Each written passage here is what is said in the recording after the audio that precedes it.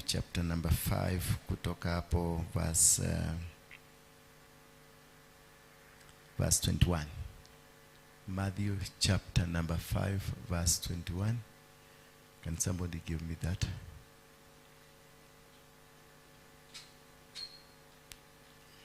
Somebody?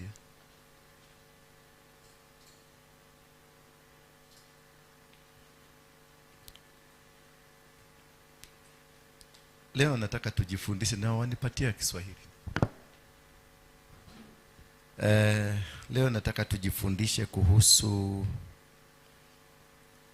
mambo ambayo yanakushika. Things that are holding you back. Vitu ambazo zimekushika katika maisha yako. Na zimekuwa na uwezo gani katika mazingira ambayo uko sasa? Why are you still struggling in life yet you are a Christian? Why are you still fighting for things yet you are a Christian? And your Christianity is not helping you. Maana kuna vitu zingi. Nipatie Kiswahili, tafadhali Kiswahili. Na ni kwa nini kuna misingi mbalimbali ambayo imekukamata? What has happened? Tukisoma kitabu cha Mathayo chapter number 5 aya 5 kutoka hapo 21 patana 21 tafadhali. Mumekwisha sikia ya kuwa watu wa kale waliambiwa usiue, atakaiwa lazima ahukumiwe. Bwana Yesu asifiwe sana. Usiue, na atakayefanya hivyo kuna hukumu iliyo juu yake. Na hiyo hukumu ndio tunataka kuangalia siku ya leo. Ni kuua gani? Hii Biblia ilikuwa inasema. Mwandishi wa hii kitabu alikuwa anamaanisha nini? Ni kuua gani? Maana kuna vitu vingine tumevifanya katika maisha yetu. For us we think it is normal, but it's not normal. Things are not working. Then verse number 22 inasema, 22 please.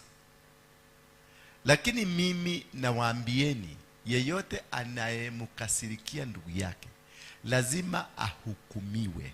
Yeyote anayemkasirikia ndugu yake. Whoever that is really against the Bible in the English, Kizungu inasema, you have heard that it was said that to those of old, you shall not murder, and whoever murders will be liable to the judgment.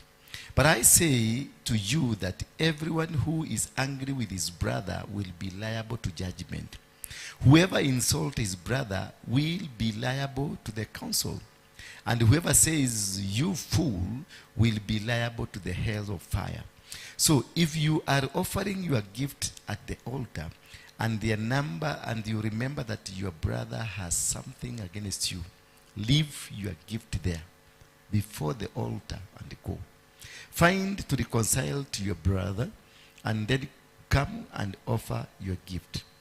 Come to terms quickly with your accuser while you are going with him to court, lest your accuser hands you over to the judge, and the judge to the guard, and to the guard you be put in prison. Truly I say to you, you will never get out until you have paid the last penny. So we are discussing about things that have held you captive as of now. Kuna vitu ambavyo katika maisha yako, why we are struggling, why we have challenges of life, why we are not able to make a breakthrough.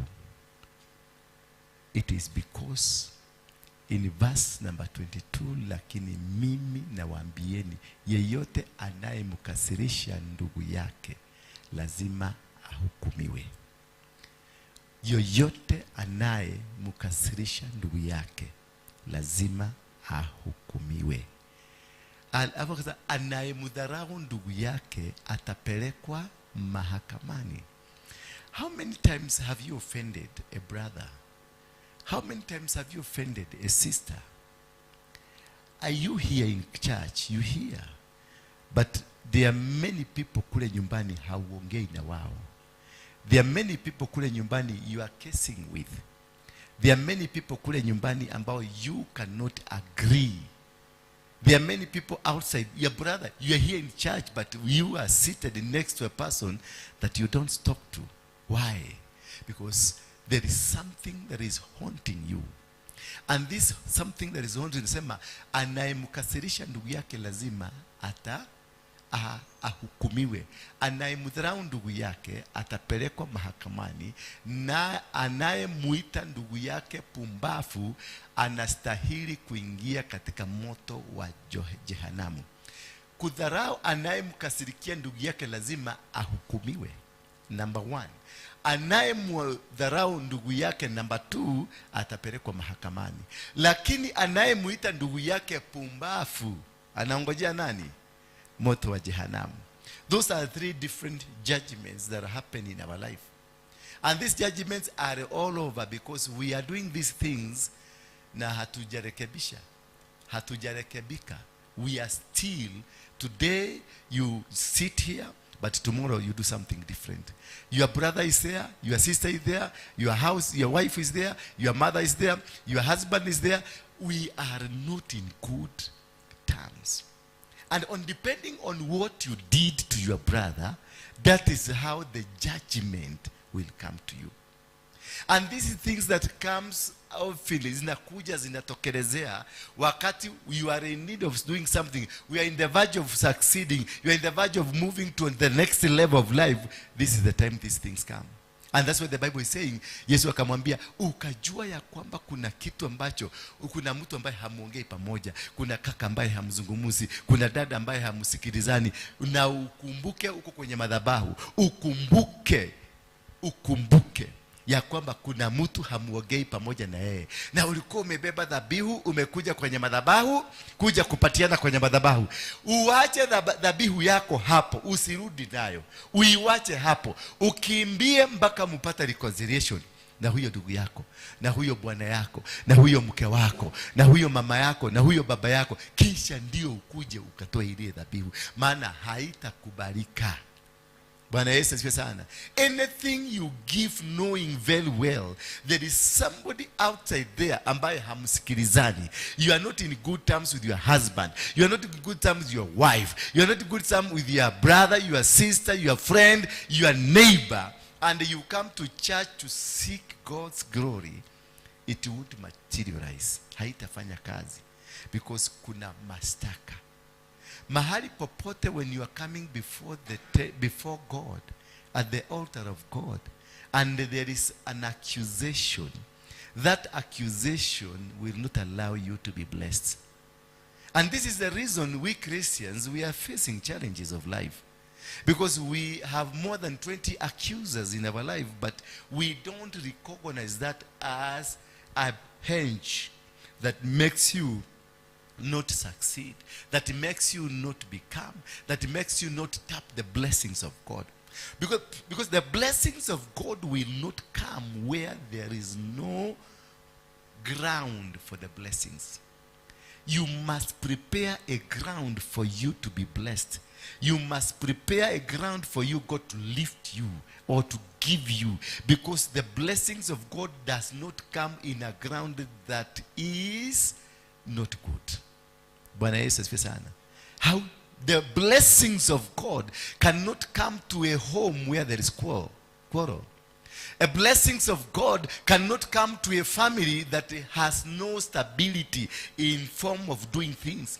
The blessings of God cannot come to a church like this one when we have ushers are not speaking to other people, and we have praise team that is not talking to each other, that we have a pastor who is not reconcilable, we have a pastor who is fighting everybody, we have a man of God who is not responding. The blessings of God cannot come. Blessings will only come where there is a fertile ground for maturity, for the blessings to mature, to grow, to germinate. Ndio ikue, lazima ground yenyewe ikubali. So the blessing will not come because you think you are blessed. The blessings will not come because you think you come from a father who is a pastor. The blessings will not come because you belong to a church that is blessed church. The blessings will not come because where you sit, where you're doing things, you are doing things because you think there is a blessing. Ati kanisa imebarikiwa sana. Ndio kanisa inaweza kuwa imebarikiwa, lakini wewe ukose baraka. Familia yenu yote inaweza kuwa imebarikiwa, lakini you are the only one odd out ambaye hauna baraka zozote. Unaweza kuwa kuna mazingira yako, mazingira ambayo mnaishi yote yamebarikiwa, but every time you start anything zinakufa.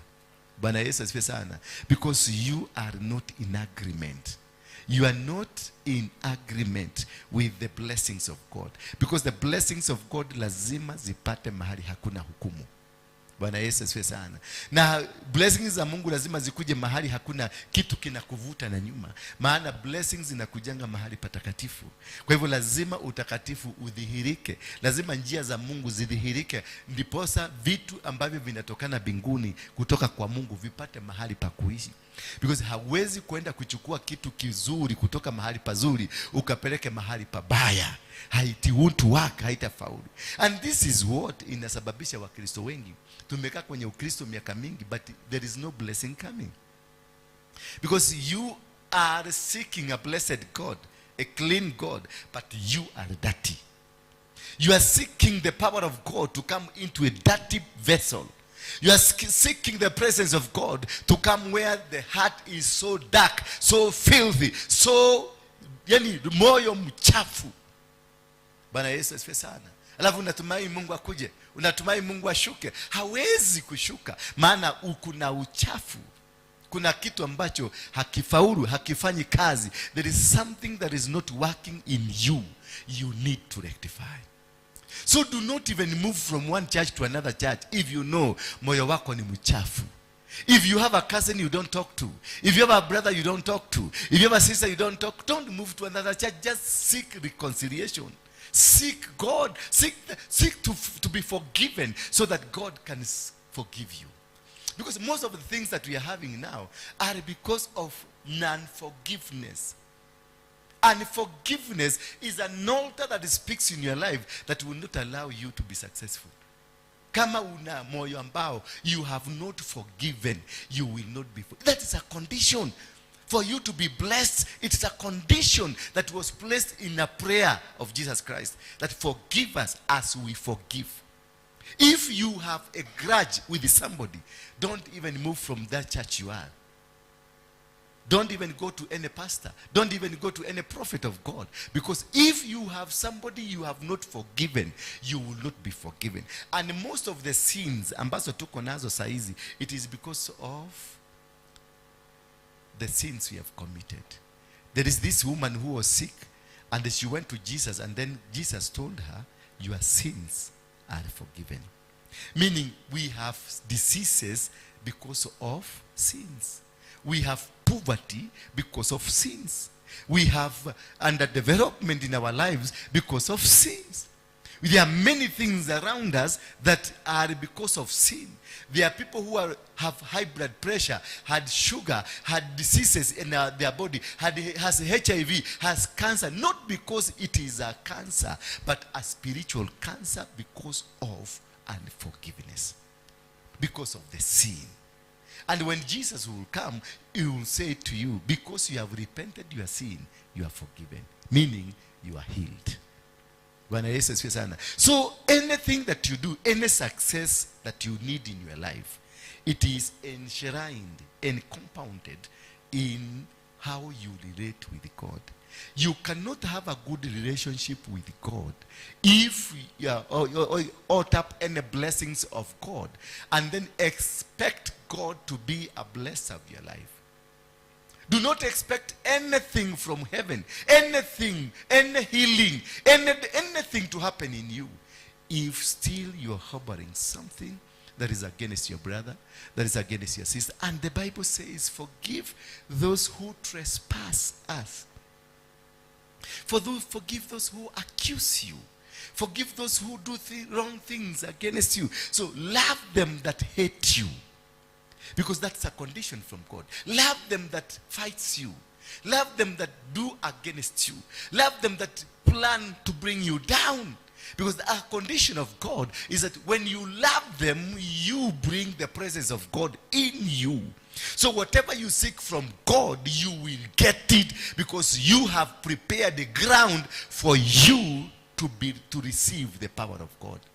So for those people carrying the grudges, that is to see, hata sura yao unaonanga imekaa tu kama imekauka.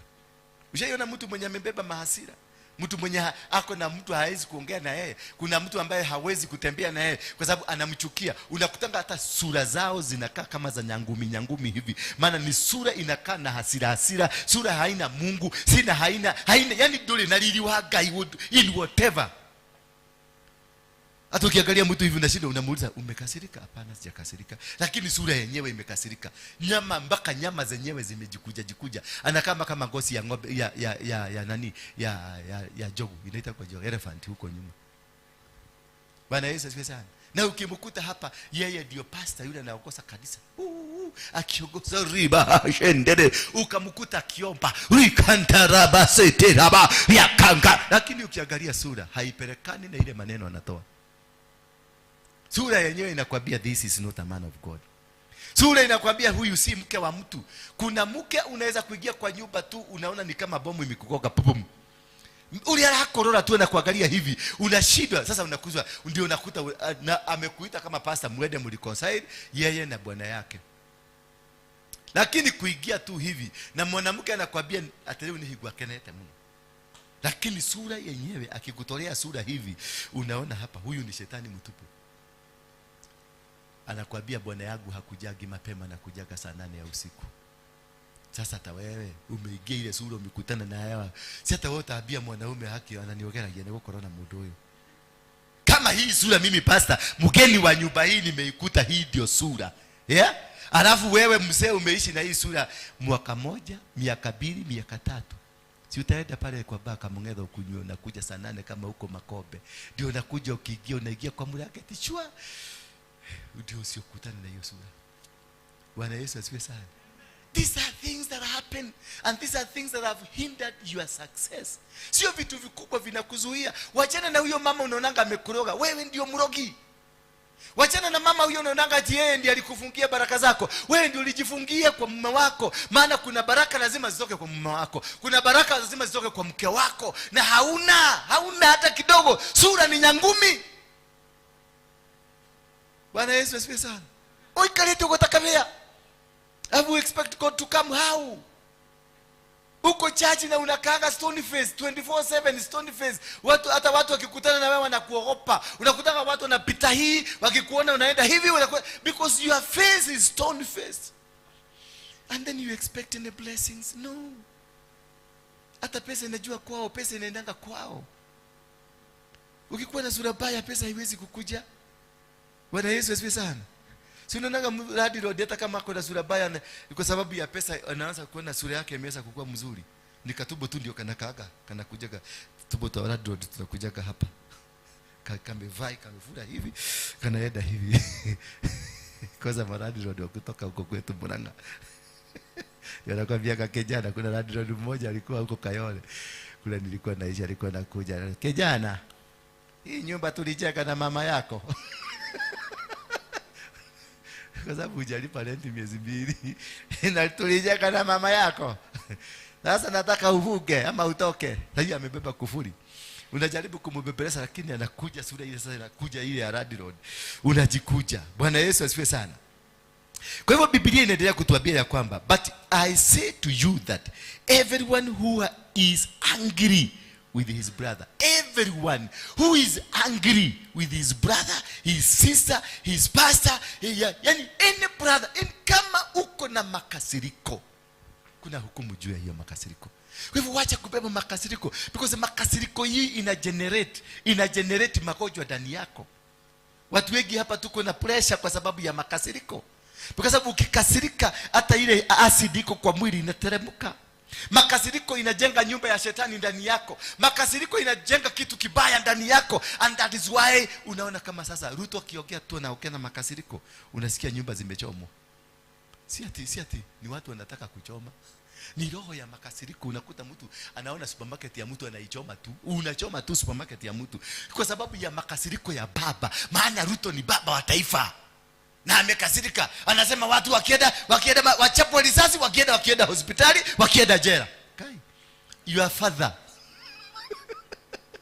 Your father.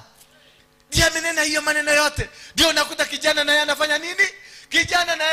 anaandika statement anasema mimi nitaenda 25 maandamano na niko tayari kukufa, na hii ndio pesa nimetoa ya mochari, na hii ndio wili yangu, hii ndio eulogy yangu itasomwa hivi, na alafu nikipelekwa hospital mochari nisiwekwe kitanda ya juu, niwekwe ya chini kwa sababu nakojoaga.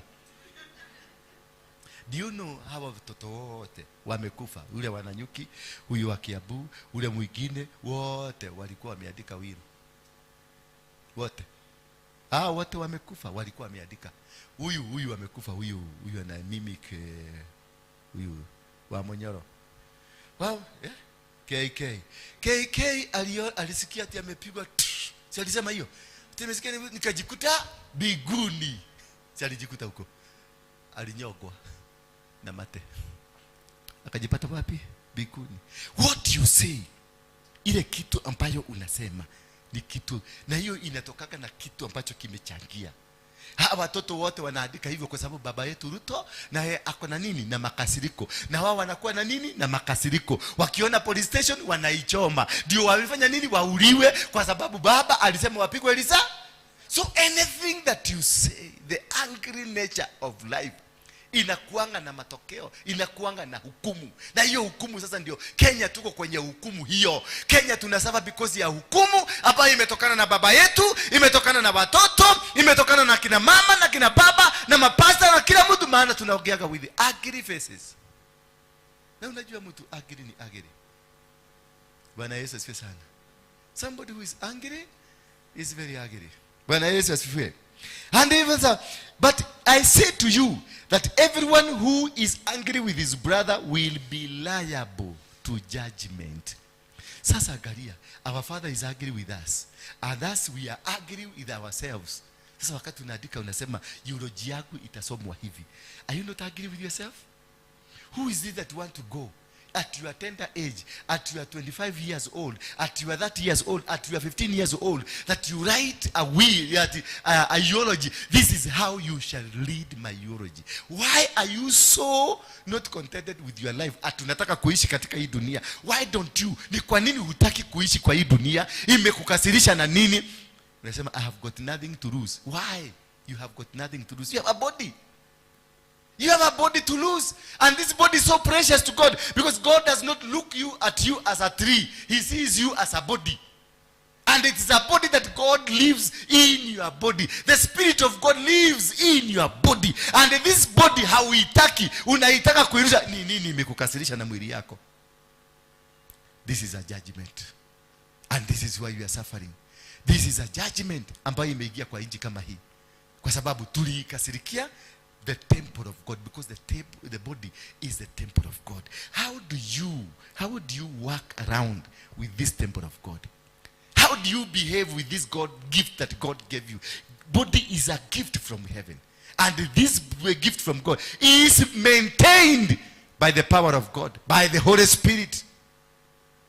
Bwana Yesu asifiwe sana. So that is why you see, tuko kwenye judgment, na hiyo judgment ndio inatukuza.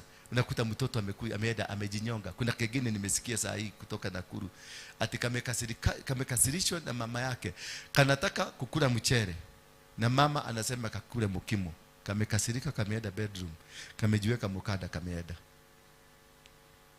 So you ask yourself, what could be the reason? There is a judgment. There's disease, the challenges, the poverty, kukosa pesa, kukana umaskini. It is a judgment, because there is something wrong that you are doing which is not supposed to be done.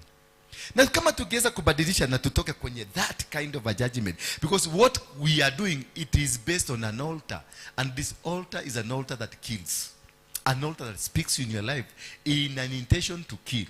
An altar that speaks in your family with an intention to kill is an altar that is in your family with an intention to make you not work. Bwana Yesu asifiwe sana. And this is why we have now a nation that is crying, a country that is crying, a church that is crying. Everything is not working. Hakuna kitu kinafanya. Hakuna kitu kinafanya mahali popote pale, because things are not working. Alafu inaendelea kusema is liable to and whoever says you fool will be liable to hell. Yule mtu anatukanaga mtu, unaita huyu mtu mjinga, wewe kubafu ubwa hii takataka. Ni wangapi hawajatukana mtoto? Wale wako na watoto ambao hujai kutukana na mtoto, hujai tukana mtoto wako maisha yako kabisa, hujawahi. Unamwitanga angel baby, you are an angel in heaven. Mwenye hajai kuita mtoto wake takataka, mjinga hii mogorokio ya hera haha, hujawahi maisha yako yote. Oh, you are a blessed woman. You are the only woman in this world I've ever seen. Mwenye hajawahi kutukana, hajawahi kusema neno wewe toka hapa, hiyo ni matusi. Umejai kuambia mtoto toka hapa, era kana golige. Tolewa gogo. Yes. Kwa nini unamfukuza? Kwa sababu kuna kitu amefanya, unamfukuza, unamwambia toka hapa. Ama nikupige na mboiko. Bwana Yesu asifiwe sana. Why this mtu yoyote mwenye amenena hiyo neno ya kutukana mtoto, wewe mjiga, wewe kubafu, wanakaa kama baba yako tu. You are where? Tumesoma nini? You are liable to what? To hell. Nyinyi ni watu wa Kagoma. Hello. Ndio pastor. Wakoro ni ule wali mwana wako. Wewe wako Kagoma. Tini dabuga. Ni Biblia dabuga haha. Eh? Whoever insults his brother will be liable to the council. And whoever says, you fool, will be liable to hell of fire. Utachomeka.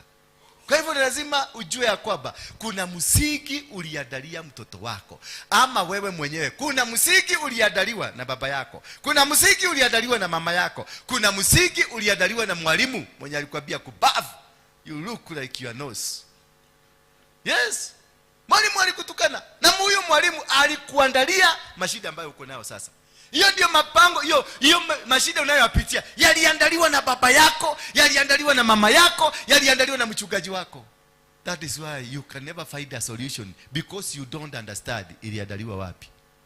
Maneno linenewa. Kuna watu watano na wabiaga very important in your life. Na ni watatu mnafaa kutatua. Kwa sababu most likely lazima uliinterfere na mmoja. Mtu wa kwanza ni nani? Ni mzazi. Mzazi ana control maisha yako. Maneno ile aliwesema kwako, hiyo maneno mpaka saa hii inaongea. Namba 2 ni nani? Mwalimu yule alisoma shule. That is the most dangerous person in your life. Kama mwalimu alikuwa anakuitaka wewe mjinga tu kama kodoo, hata saa hiyo ukijiangalia unaonaga ni kama kodoo tu. Bwana Yesu asifiwe sana. Namba 3, mwingine mwenye ako na power katika maisha yako ni mchungaji. The spiritual father. Huyo mko na yeye, huyo umekuja kusikiliza. Ako na control, anaweza fuga maisha yako ama yafugue. Na waine mwenye also very important, yule mtu mnaonaga anaitwa watu wako in power, in control. Kama chifu, kama MCA, kama nani, kama MP, kama governor. Those people, they have an impact in your life. Bwana Yesu asifiwe sana. And wa mwisho na mkuu kabisa ambaye ana control maisha yako ni Mungu. So what is the kind of relationship do you have with the 5? Eda waangalie mwalimu wako alikuwa anakuitaita namna gani? Baba yako na mama yako walikutukana namna gani? Pastor yako, do you have a relationship? Sio relationship ya kupendana na pastor. Usitake kupendana na pastor. Wale mnatakaka kupendana na pastor, wacha mapenzi hiyo, wacha hiyo mapendo hiyo ya sana. Pastor si mtu mzuri wa kupendana na yeye. Is the most dangerous thing that you can have. Kwa sababu pastor wanakuwa na moto ya haraka sana. Unajua sasa niko na anointing, niko na mafuta, I have an attraction. Bwana Yesu asifiwe sana. In that attraction ukikuja unipende, kwa sababu nitakukamata wewe. Sasa nikikumulika leo huwezi epuka, because ile mafuta niko nayo. Na nikikukamata nikunyorosea na huko, wewe mwenyewe kwanza hukumu ni kubwa, yako ni dogo, na maisha yako inarudi nyuma, inafugwa kabisa. Maana mimi niko on an assignment dunia hii, na umechagia kuzuia hiyo assignment iende mbele. What will happen to you? Utanyoroswa ndio wengine waone for example kutoka kwako. Niko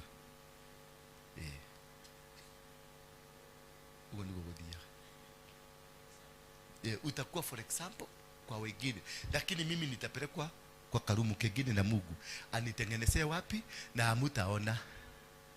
Lakini wewe utanyoroswa, kirede yote ikiangalia. Niyo ninaambia kuachaneni na mtu kama nani? Mimi. Yes, I will attract. Ukiona nimekuanza kukutrack siko. Wona ni uraje kugushirio nini? Ukageria gushiria mundu mwire ugushe na thutha, gushe uthio chokete na thutha ujehereire to ndio gwati. So don't go beyond your relationship. Tukae na relationship ya hapa kikanisa. I'm a spiritual father to you. I am your father. To build that relationship hapa mzuri utapata baraka. Lakini ukivuka tu kidogo hivi roda, ukire hauna hauhage huko, utapata curses zinaanza kukufuata.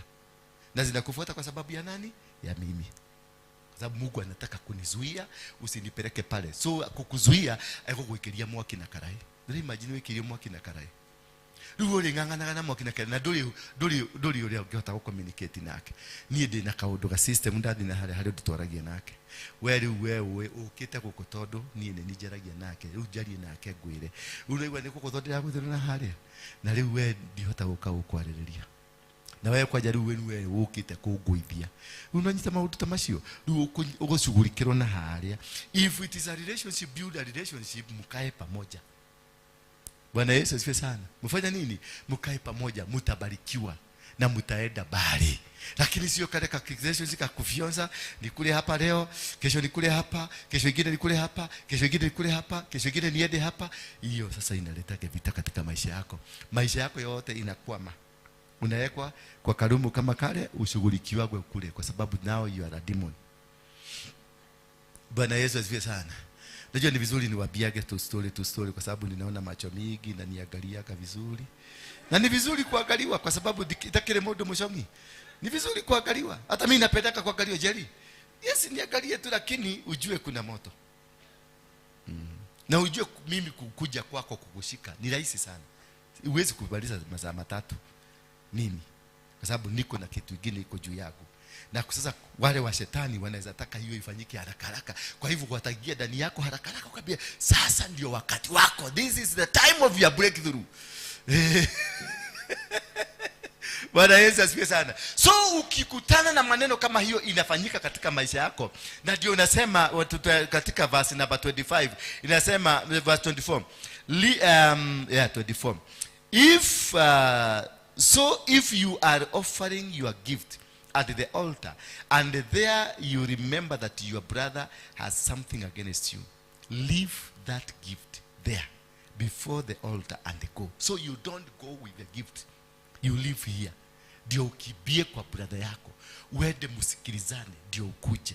Na ndio unakuja hapa unapata mambo mingi ambayo imetushika, imetukamata, si mambo ya jana, ni mambo ya kifamilia. Bwana Yesu asifiwe sana. Tumitego tule unasikia kuna foundations ambazo zilitokana na damu, imetokana na baba, imetokana na guka. Ukisikia hizo vitu kama sasa the sense of kulararara na watu isiyo yako. Bwana Yesu asifiwe sana. Ndio nanaga mimi nakuwa kiobani sana. Kwa nini? It is not me. I found it in my blood. So I have to work on my blood. Bwana Yesu asifiwe sana. Maiguka niliwaambia alikuwa na bibi wangapi? Alikuwa na 38. Ndiye amezaa baba yangu. Na baba yangu ndiye amenizaa. So how do you expect me to be different from them? I am assuming that blood niko kwenye hiyo damu. Sasa una expect mimi nitakuwa sasa kwa sababu nimeokoka hapa the blood inajua hiyo maneno. It is my heart that knows Jesus Christ, not my blood. My blood does not understand who is Jesus. It is me to work on the blood and cut everything that can cause me to be like them. Lakini before I cut them, lazima for example ifanyike kwangu. Ndio unaona niko na watoto wengi. Najua nisikia Roda akisegenya mimi hapa ati pastor mgani huyu yako na watoto wengi namna hiyo. Sasa ulikuwa nataka nikifanye nini? Na nimetoka kwa hao watu. Mwendagaji kiate. Na nyumete muthirimo-ini waguka. Na waguka ali ciana 38 ali na ciana mutumia ali na ciana 10. Yes. Mimi twagu ni 25 peke yake na mnaanza kucomplain. Na huyo mzee alikuwa na So when this thing ukisikia hiyo inakuja, this is the accuser. Bwana Yesu asifiwe sana. This is the accusation. It is in your blood that accuses you. It is in your veins that accuses you. It is in your head that accuses you. And therefore when ukisikia the accuser is coming, that is the time you agree quickly to understand what is this that is following me. Wakati nilijua si kawaida kukuwa na watoto wengi, mimi nilikuwa nafikiria ni kukuwa jogoo. Mimi nilikuwa nafikiria nikikuwa na watoto 100, sasa hiyo ni wodele toja hapa. Nikakuja kugundua ya kwamba there is something wrong with me. It is not me, but there is something that is attached to me that is wrong. Na hiyo ndio madhabahu. So you deal with that something, because wewe si mbaya. Wewe ukiwachwa hivyo ukae vizuri, utakaa. Wakati nilivuja hiyo madhabahu, now I am a good boy. Si mnaona hata nyinyi mlikuwa mnanitaka sana, siku hizi hamnitaki. Yes. Na wale ambao walikuwa wamekuja hapa kwa sababu yangu, si walihama kanisa because niliua hiyo kitu ilikuwa inanifuata. Walitoka hapa karibu nusu ya kanisa wametoka. Kwa sababu ile kitu ilikuwa inafanya wakuje, niliua. So unaweza kukaa na mzoka kwa nyumba. Sasa wewe imeenda. Lazima unaona siku hizi niko peaceful. Si unaona hata nimeanza kunaona. Yes, niko peaceful. Maana kila siku nilikuwa napokea message 15 every day. Every day is a love. From different people. Wengine wako bali, wengine baka wanatoa nguo yote wananitumia picha. Hivyo mzima. Si ndio nilipatia na simu kwa Dorcas pale. Umeona maneno huko wamekutumia. Na nikatakasa nikasema simu yangu sasa si yuko nayo. Si Dorcas napenda sana. Na singetaka Dorcas achukue simu zangu, lakini niliona at the rate of these things how they are coming, I need God. Nidilava taraka imone. Todo na hari ukiokoto mabisha uko na uyo ni athakara uyo uri. Uyo dike dhura. Kwa sababu unaona ni kitu hata wewe unaangaliaga tu hivi. Bwana Yesu asifiwe sana. Yes. Temptations zinaanza. Hii maneno haikuagi na pastor, haina pastor. Haina. Hata ejo, si maejo si walizaa watu. Wale maforeni ejo. Si walikuwa wametoka bikuni. Bwana Yesu asifiwe sana. So this thing haina hata Yesu mwenyewe. Kwani nini ilifanya nani amunyaganya mafuta? Anaitwa Judas. Kwa sababu mama mwenyewe alikuwa anamfanya masaji wapi? Mtu anafanya kwa masaji wapi? Niambie. Wale wameenda masaji. Mtu anafanya kwa masaji wapi? Kila mahali. Sasa mama alichukua nywele yake, akaanza kumasaji nani? Yesu miguu. Akielekea wapi? Na ukubika kule siku ile hakukuwa troza, kulikuwa kajo. Hakukuwa troza, kulikuwa nini? Na nywele ilikuwa mrefu. Akashika nywele yake, akaanza kufagia nani? Kuangalia mwanaume vya kitembea na mwanaume. Baka Judas akakuja akasema, wewe mzee, si mafuta ni ya pesa mingi sana. Hii mafuta tugeuza, ikitutengeneza. Ni aibu alitoa. Ni wale wazee wazuri. Wanakujaga wanakutoa kwa goli. Maana jamaa alikuwa amerelax sasa, amenyorosha miguu vizuri, amerelax. Kwa nini? Kwa sababu ametoka kwa kirani ya nini? Ya usherati. He was not free from the clan. Damu ya clan. Ni mzaliwa wa Juda, ni mzaliwa wa Yakobo, ni mzaliwa wa Ibrahim, watu ambao ni mzaliwa wa Daudi, mtu ambaye ni msharati. Baka anagalia mama wenyewe kule anauliza ule nake ni wao. Ndio hele inagoko. Hiyo ndio lineage ya Yesu. Mama msharati naye amekuja akampata. Maana these things they arrange themselves. Wherever you go, mahali popote utaenda lazima utakutana. Mimi hata nikienda UK, kitu ya kwanza nakutananga kwa airport hivi, nikimwona mke kinanipenda because my bloodline inaanza kuongea. Yesu hakuna mahali kitu angehata angehotile kujiepusha. Angeweza alikuwa ameenda kufanya nini kwa mtu peke yake na alikuwa na watu 12? Mbona angechukua mtu mwingine watembee naye? Aliite weka mairoine weka teika. Ni moyo rangi akiulia kiu. Ni roho, hiyo roho ilimvuta. Hiyo roho ya usherati ya kwao. Na mahali alienda hakwenda kukutana. Mbona angeenda? Kwa sababu Mungu anampenda. Si angeenda kukutana na pastor huko chini? Ama apostle ama nabii, amtolee unabii. Alienda kukutana na nani? Na msherati wa laini ya kwao. Na mama akamwona, hata Yesu akamwambia, kule kwa nyumba huko na wangapi? Huko na 6. Lakini alimpenda tu akiwa na hiyo 6. Na akamchukua. Na kutoka siku hiyo hawakuachana because huyo amebeba damu ya kwao. damu ya usherati, mama lazima angetembea na Yesu. Maana lazima walitaka kumweka kwa mtego wamrudishe. Maana walikuwa namuuliza, waliganirwo ni mutugo wa gwitu o riu weire ndiri muri wa Daudi, wakiriganirwo ni mutugo wa gwitu tuli andu aya twicioje cia andu aya. Sasa wakamwatema mpaka kaenda kanunua mafuta expensive. Niambie ndio haidi anunue mafuta expensive. Alikuwa ananunua kwa nini? Ni trap. Ilikuwa trap.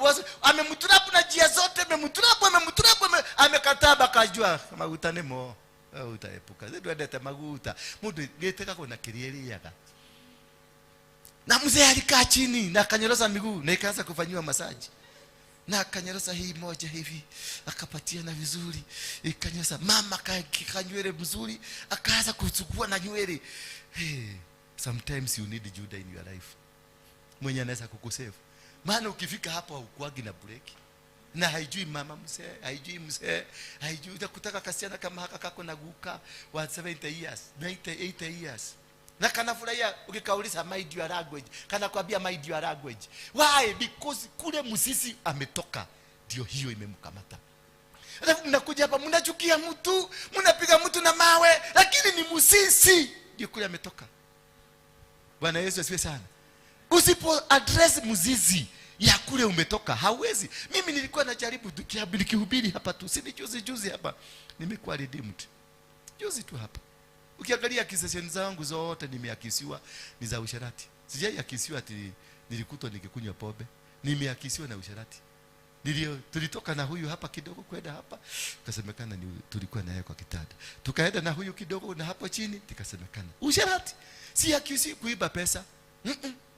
Todo gwito muherega wito ni wake no otharia. Madhani ya gosho. If you cannot be able to address that, understand that from the perspective ya kujua ya kwamba umetoka, umete kwa rereko, nigetha tumenye kila tura address kware ya kwanyu ni reko.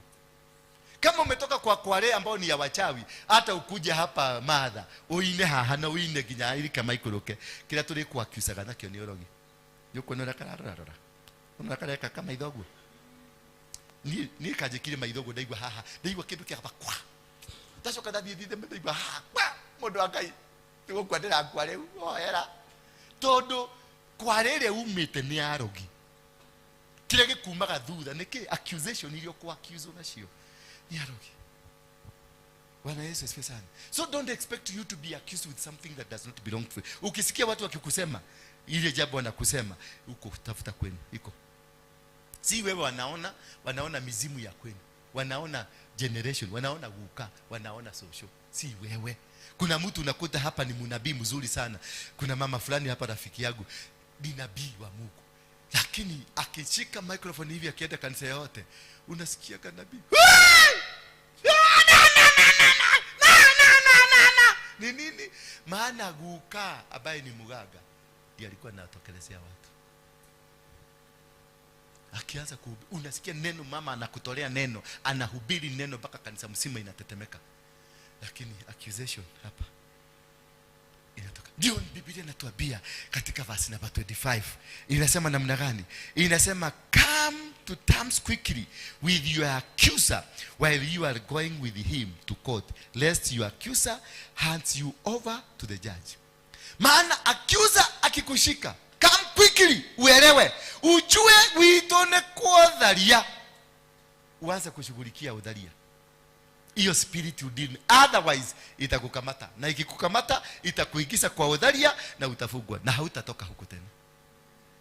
Utajipata tu ikimalizana na roda inanipatia huyu haraka, ikimalizana na huyu kesho niko na huyu, ikimalizana na huyu kesho kutwa niko na huyu, because I have been taken to jail. So that is what Jesus is saying, that sikilizana, uidhane na mweketea na mukonyiti, uidhane na magokona macio umenye ni magokona mariko maragia kwanyu, uidhane na akonyiti nigetha umamenye uhata kweohorania nao. Bwana Yesu asifiwe sana. Ndio uweze kuvuja madhabahu ile iko kwenu, hiyo imekukamata. Maana ikikukamata madhabahu ya kwenu, ikukamate roda, utakula shida. Hakuna kitu yako, na wakikuigiza jela wamekuigiza. Kutoka hakuna mtu atakutoa huko, maana wao ndio mizimu tawara. Mao tora kwe gomisi ya kwanyu, na gomisi ya kwanyu sitiga kuruta kuliko. utaishi huko, na wakiona unajaribu kutoka watakuua. Bwana Yesu asifiwe sana. Ndio naona ulikuja ukaokoka baada ya kuobewa na pastor mzuri anajua maneno, na kwa sababu hamuku address gomi wanajua. Nigabo diete ukitoka unasikia siku 3 ulianguka kwa nyumba uko kwa wheelchair. Maana wanataka kukuuliza where were you going? Nani alikupatia ruhusa? Nani nura kuhora nilie na idhui? Maana ni agosho. Ndio kwa maana wakati Yesu alizaliwa walirudi nyuma kuangalia familia zao zote. Na ndio nakutaka tunapata kitu naitwa the genealogy of Jesus Christ, so that you can understand the trend ya kwenu ni nini. So from there you deal with what trends, your trend of your family. Hiyo ndio inakukamata. Kuokoka ni kitu kimoja na kuokobolewa ni kitu kingine. Unaweza kuwa mwokovu lakini maskini. Si nyinyi ni waokovu? Na si mmekuja leo Wednesday ni waombea? Mbona mmeshindwa kujiombea? Because kuna kitu haujawacha, hakija kuacha. Your accuser is still with you. Yes, you got saved. Yes, they don't care. Get saved. Become a pastor. Kuna mapasta wengi waomba. Mapasta wengi wanaomba chakula. Mapasta wengi wanaomba nguo. Mapasta wetu wanakuaga mpaka unaikuta ameenda kwa mama kuombea, kwa mama kwa nyumba, kwa mama ya mtu. Kameba amekuja kwako kukuombea. Akifika huko, alafu na wewe kwa sababu wewe ni wa padri ingine unamwambia nitakupatia kitu lakini lazima tu service hii. Na kwa sababu yeye hajakombolewa, anaingia huko haraka na anasema dhani gereza ruti akanarageko. Nandi ni kwanyu kwaria leo. Ni kwanyu gwakwira. Dhani gereza ru iti hakanaga geko. Mizimu ndinakwambia hivyo. Naona kweli haya. Na ni madhani gereza rule. Na ikihakana geko. Bas unaingia. Ukiingia tu hapo ndani gereza kagya geko. Si umadharu. Na sikiuma usikagya ke. Sikagya geko. Musi wako kagwa, musi kagwithia musi wako, kagwithia musi wa pastor. Mwathani agosho. Nikirauga hiyo hako igwithania na muguciriria atana gutwara igoti-ini ria kwao, tondu muguciriria gutwara igoti-ini ria thirikari yakwa, na wakikushika watakufunga na watakufunga, hautaweza kujitoa. Ndio naona watu wengi hapa ndoa zetu zimeingia kwenye mushiridhania, biashara zetu zimeenda kwenye mushiridhania, watu wengi wanatoka. Sasa jiulize ni kwa nini watoto wamefika kiwango cha kusema ati wanaandika theology. That was a taboo. Nuna imagine ona gweciria gukua. It was tulikuwa tunaorota nini kaburi zamani, tulikuwa tunaiorota aje na gumi, kama umekuja gumi hivi venye tulikuwa tunaogopa kaburi. Sasa mtoto anakuambia baka anakuambia nimelipa mortuary bill. Ako kamoja kalikufa kalikuwa kamelipa mortuary bill. Ni kwa nini? Because we are in the traps of gomi. Bwana Yesu asifiwe sana. Tuko kwenye traps ya nani? Ya gomishi ya maithe maitu. Na already we have been accused, we have been captured, na tumepelekwa kwenye koti ya nani? Maana tumemwaga pombe, tumemwaga uji, tumemwaga damu, tukiwa revive. Bwana Yesu asifiwe sana. Tumewa revive, tumemwagia shosho, tumemwagia guka, tumemwagia gini na tumerevive. Wakati katika kitabu cha Samueli wa kwanza chapter number 3, mtu anaitwa Saulo alienda kwa mganga, akawaambia mganga nisaidie kuita nini? Mzimu wa nani? Wa Samueli. Na alipomuita, kwa sababu alimuita, alikuja akikuwa kibaba kiguo cha white.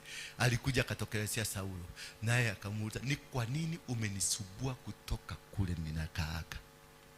Akamwambia sasa story akamwambia kwa sababu ya kunisubua, kesho masaa kama hii tutakuwa na wewe huko.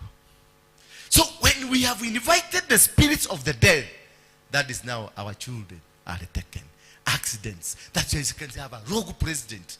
Anasema piga mguu, maana damu wazee wanaitisha, na tulichinja tukamwaga damu na damu wazee wanaitisha. So lazima waingie ndani ya Ruto. Na unaona Ruto kabla ya uchaguzi, Ruto alienda kukaa na hawa wazee wakiongozwa na Kongo, na wakapaga mikakati, na akasema, na akaenda kule kwa Waturkana, wazee wa Turkana wakapaga mikakati, wakaenda kwa wazee wa Kaya wakapanga mikakati, wakaenda kwa wazee wa Masai wakapaga mikakati, na wakachinja buzi. Mliona wakati alikwenda huko kwa Masai alichinja buzi mpaka yeye alikuwa anachoma nyama, na wakaita mizimu, wakaiambia mizimu ingia ndani ya Ruto. Sasa Ruto ndio huyo. Ndio mnauliza Ruto yule tulichagua alienda wapi? Yes, yule mlichagua alienda akabebwa na mizimu, anaishiki kwa mizimu. Sasa huyu ni mtu wa mizimu. Wewe ushaisikia polisi anasema watoto Shalini wako, Niki wako, your own son. Mimi nikuga na kimulevi kimoja kisanikia kwa kimulevi kikuja hapa na kitoleaga macho baya ndio kijikuje nikifiche pale nikipatie chakula. Bwana Yesu asifiwe sana. Lakini siwezi kukiachilia kile kikapigwa kule nje, ni kiagu. Siwezi kuachilia. Huyu ni baba taifa, amesema watu wapigwe, watoto wapigwe miguu. Na mimi nishapigwa risasi, mimi najua the pain of a gun. Buduki risasi. Ninajua pain. Hii mwili yangu imepita risasi 12. I know the pain. Na ikipitia mahali imepitia huwezi jua, utajua mahali imetokea. Inalipuaga, mguu inalipua, unakaa kama tissue paper. Bwana Yesu asifiwe sana. Because we have invited the spirit that are eating our nation. Tumechija mabusi uncontrollably giving to these maspiriti ziko hapa duniani, ziko hapa chini. Tumeita, wamekuja. Ukakutana na hawa mtu modomoko. Waikitile modomoko. Mwekagate. Lakenda shotuko. Kuna mama alikuwa anapeleka kauji usiku saa 9 usiku anawiwekelea mahali. Na asubuhi akikuja nakuta hakuna. Sasa urudi uniambie watoto wako wataencounter nini forever in life. Yani uraigerera kibakuri yugo gyochuru haria, ukaigerera gakima, ukaigerera kanyama, ukaigerera haria twanegera ngomi, ugacoka gathie toro ugikara ucini nduri kindu rakora ni ireirwo ciothe. No. Mushoke muge ati Sumari ni maraturehera majini, ati andu a Mombasa wanatuletea majini, ati jini Jabari, jini Faruku na jini Jibril, ati ndizo. Hapana. Ni hao uliita na shosho yako, huyu umeita, huyu umepatia chakula. Shosho alikufa na uchawi, alikuwa mganga. So umeinvite mganga, amekuja kwa watoto wako, amekuja kutembelea nyumba yako. Ni nini itahappen kwa watoto wako wote? Ndio nakuta watoto wote wameingia Illuminati na wanasema afadhali kupatiana baba ama kupatiana mama ndio aendeshe gari. Yaani anaona Rejirova na mama, anaona ni afadhali Rejirova kuliko mama. Sababu mama ni omuru maga na ndumunegerega besha na umwitaga sere ndo kamwita kubavu ndo kamwita indo irege ciothe umwitaga na Rejirova it will massage him. Ataendesha Rejirova. So ana opt wewe wende Rejirova ipatikane. Hutu tusichana tu hiki tunauza hapa, tunauza maduka mingi hapa mduko, unaona kaduka kamenawili sana, ni tu Illuminati tu ingine. Sasa unaenda huko kamechukua powers za Illuminati, alafu unaenda Ascension, unaenda unanunua t-shirt kama hako ka huko. Maana kuna zingine zinaideagwa chini ya maji huko chini. Unakuta wao mnapakaga hizi vitu lipstick na hizi za kunyoa nywele na kufanya zingine ni za kuzimu. Sasa unakuja unajipaka, unakuja hapa. Nikikuja hapa sasa uko na hiyo power ya marine power. Na mimi nimekuja nimekauka kutoka nyumbani, nimekasirishwa na bibi, kuna huko vujo, nimekuja tena kushika microphone hapa. Unafikiria sasa nitakuwa nikihubiria wapi? Nitakuwa nikiriga hapa, nikirigana na hapa. Maana the marine spirit iko inafanya kazi na iko na power. Mimi nimekuja kanisa kama nimekauka, mahubiri yangu nitakaa wapi? Mtu kama huyu kanisa, sema mtu kama huyu. Watu kama hawa ndio tunaonanga. Yaani na kanisa mtu kama huyu, yaani unakuta mahubiri hakuna, ni mtu kama huyu ninaona. Maana alinikamata kitabu na kaa tu hivi nimekaa susu. Bwana Yesu asifiwe sana. Na hiyo ndio kitu imemaliza familia, ndio kazi imemaliza kanisa, ndio kitu unaingia kwa matatu unaanza kuona kijamaa kiko hapa, kimevaa mabling bling, kimekaa hapa. Na ni mke wa mtu unaanza kufanya. Handsome. Mpaka unajifanya ati ni kaselfie unajipiga, kumbe ni picha ya huyu unataka kuchukua. Maana ameachieve ile kitu alikuwa anataka ndani ya gari hiyo. Aliingia tu kwa matatu ndio akamata watu kama nyinyi. Unasikia wewe umeenda, the next time unasikia watoto wameanza kukufa kwako. Because kuna accuser. Na hii ukiingia mtu wako kwa Illuminati, hakuingia kwa Illuminati kwa sababu ameingia Illuminati ni new to him. No, there is a foundation ya uchawi, ya ugaga kutoka kwao. Ndio naona inamkubalisha, maana kuna murago hijafugwa, kuna murago ina operate kwenu. Na hiyo murago ndio wanatakaga tu wapate kamwanya tu waingie. Wakiingia sasa wanatawala huko mzuri na unakuta maisha inaendelea. Unasikia ni maisha radani. Anatigwa mada. Yatigwa. Wewe ukile na experience na ugitweraga maundu tamayo gatera kajira. Yes, preach pastor. How ni horori. Mwathani agoco. So you hakuiguithania na mugocirithania. hiyo hakuiguitha na kumenyana ni magongona marĩkũ maragia kwanyu. Fanya haraka kuelewa ni nini. Mama yako alikuwa mchawi, muelewe alikuwa mchawi wa uchawi gani, kwa sababu uchawi ni tofauti. Kuna wao wamezaliwa kama ni wachawi, na kuna wao wananunuanga uchawi, na kuna wao wanafundishangwa uchawi. Kuna kununua, kuna kufundishwa, na kuna kuzaliwa. Sasa lazima ujue tuta address gani. Huyu wa kununua, huyo ni sipo, maana hata hajui kutumia, hajui sana. Lakini mwenye alizaliwa, before you were born, I knew you. It does not only apply to people in church, it also apply to people kwa shetani. Hata shetani anawajua. Before you were born, I knew you. Na nikakubadilisha. Ndio nakutanga tu mama twingine tuko kanisani, nikamchawi, hakabebagi uchawi, lakini macho peke yake ni uchawi. Kuna mtu anaweza kukuangalia, angalia mtoto wako hivi, mtoto aanze kugojeka na akufe. Kukuangalia na macho. Kuna mtu anaweza kusema, kawaga chela kanagaza katea. That's the end of it. Kameenda. Hiyo ni uchawi. Sasa wewe una dili na uchawi ya miti. Huyu ameenda kichaka kutafuta miti, na wewe ni mdomo tu na kitu inafanyika. Sasa by the time wewe tunadili na huyu wako kwa kichaka, na wewe unaendelea kufanya kazi yako. So you must be able to address. You must be able to know exactly what is the root cause of the problem you are facing. Could it be ni mtu alikoroga ni mwedhaka? Najua wedhaka. Najua nani mwedhaka hapa? Nani mwedhaka? Klani ya wedhaka. Good. Hebu fanya ulimi yako hivi. Hapa. Kuna kitu kaburaki hapa. No wonder. Yaani sio huyu ana, kuna wale ukikuta kwa ulimi wao kuna gadhudo kaburaki. Hawa watu ni hatari kwa usalama.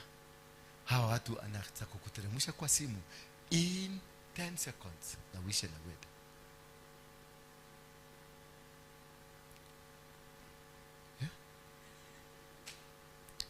Burudia. Baba yako alikuwa nayo kwa ulimi katikati.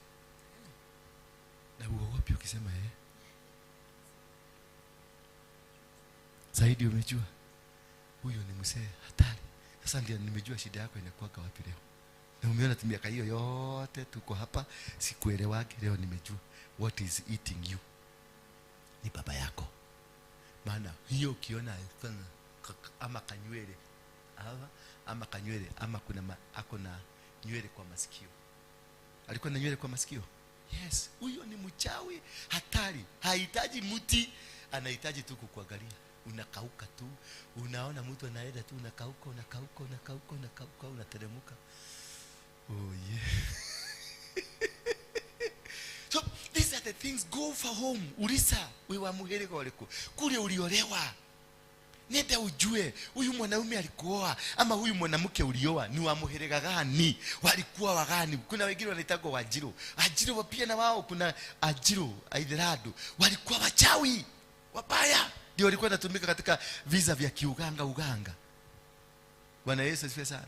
Ana hapo nangangana rika mashekenderebo la kama na wewe ketina gya kwanyu ne kiorogi uguo na wekire urari thisi no orogi rikashandara ni orogi mutheri urari kereria tondu wewe ni mchawi. Bwana Yesu asifiwe sana. Not until you are able to know. Wacha ukristo miki tigori mo ukristo utaraguteithia. Umekaa ukristo miaka 20 miaka 20 na the more umekaa kwa ukristo ndio the more umekuwa pua. Ginya no atarokerwo ne nguo ciothe ginya cia thiini. Ogetaga Jesu uri ku utarakuigwa. Nikio hakurire omba na utajibiwa. Ukikosa kujibiwa bisha, wachana maombi. Wachana na maombi. Bisha, nenda ulise Mungu, ni kwa nini haunisikilizi? Maana kama milango yako imefungwa, hata uombe Mungu hautasikilizwa. Siwe nilikwambia shida. Si tuliona shida. Na tulipoomba si shida hiyo iliondoka. Najua it was painful. Ilikuwa painful, lakini ilifanya nini? Iliondoka. Maana you have to address the real problem. The real problem. Na ukiondoa hiyo real problem, your life will change, because you have to detach yourself from the altars that speak in your life. And these altars ziko na wazazi wetu, these altars ziko na mashosho na maguka, these altars ziko na maeneo ile tumetoka, these altars ziko na wewe kule ulienda, kule uliolewa, kile kimwanaume uko nacho ni kialtar, kile kimwanamke uko nacho ni kialtar, ile kule shamba mlinunua ni shamba ya altar. You need to understand all these things, because that one will never give you a position to God to hear you. And this is why the doors are locked, because ile shamba mko nayo ni madhabahu. Unakuja hapa na kuombea mpaka unaaguka, ukirudi nyumbani madhabahu inakuambia ni mwalekani na apostle kiodo yako kile hali dhiwoya okay. Unarudi ndani hapo sasa, unakuja apostle tuhoya gai na jigwa breakthrough doka no thagthie muciiri maundu mothe makaharagana tawi tuona cia kwa ciothe ithatu cia thibitari, ugakemenya kuria mucii niko thina uri nikio ciana cia thibitari tondu ni kurio rorio niko kuura thiite no urakuhete rutha. When you are operating under an altar, this altar gives you permission where to go, when to go, how to go, if you are still not disconnected. Bwana Yesu asifiwe sana. Ukisoma kitabu ya Ezekiel 16, tufungulie Ezekiel 16 tuone this how they operate. These things are real. Life is spiritual. Wacha ujinga ya Ukristo ati niliokoka mwaka wa 45 na nogo radhuguna ni thina tada na umeokoka miaka hiyo yote, nothing is happening in your life. Ndio naonanga mtu akikuja hapa nimsaidie na muulizaga maswali, ninajua hii ni maneno ya kwao, mimi pesa yangu sitakupatia iende kwa kwenu, nitapigwa siwezi. Jerio no kyo ina thina ate menye thina waku ni uriku ni wake humo kianyu ni wakwanyu ndingekuhe mbeca ciakwa tondu ni ukoroga ale nimekunjuria uramuteithia niki. So we must be able to know thina wakwanyu niki. Ukijua shida ya kwenu, ujue shida ya kwenu ni gani, tuta-address hiyo shida. Tukijua ni guka, kama sasa nimejua ni baba yako, tuta-address. Sasa tukua tukiomba maombi tuki-address jina hiyo ya baba yako, ndio nikate. Neno la Mwenyezi Mungu lilinijia Ezekiel 16 chapter 1 verse 1. Tuende basi. Wewe mtu ujulishe mji wa Yerusalemu machukizo yake. Julisa. Wewe unaitwa nani? Ujulisa Jeri machukizo yake. Wanaitwa nani? Waboi. Menyithia waboi maundu maria mamumaga thutha mari magigi. Hivyo linamaanisha julisa Jerusalem mambo ambayo ni chukizo kwake. Na mji wa Jerusalem mpaka saa hii wanapigana kwa sababu ya Jerusalem, kwa sababu ya hii. Wacha nikuonyeshe why there is fight in Israel today. It is because of this. Uambie kuwa mimi Bwana Mwenyezi Mungu na uambia Yerusalemu kwa asili, underline that, kwa asili wewe ulizaliwa katika nchi ya Kanani. Asili kihumo yako ushaletwa Kanani. Sasa unajiuliza kwani nchi ya Kanani ilikuwa na nini na shida? Hapo ndio unajiuliza swali ya pili. Tondu kusiaro kwa Kanani kwenda thina uriku. Sasa unauliza Kanani imetoka wapi? Kanani unakuja unajua ni mtoto alikuwa anaitwa Kana. Ni mtoto wa nani? Wa Hamu. Na mtoto wa Hamu, wakati Hamu aliona uchi wa baba yake, alikimbia kuambia ndugu zake ati baba fafenoi kai ndio fafenoi. Sasa Hamu akalaaniwa, lakini laana haingeshika Hamu, maana wale wote waliingia ndani ya Sabina walisemekana hawawezi kulaanika. So laana iliruka kwa nani? Kwa mtoto. Iliruka kwa mtoto anaitwa Kanani. Sasa ndio hiyo tumempata hapa. Anasema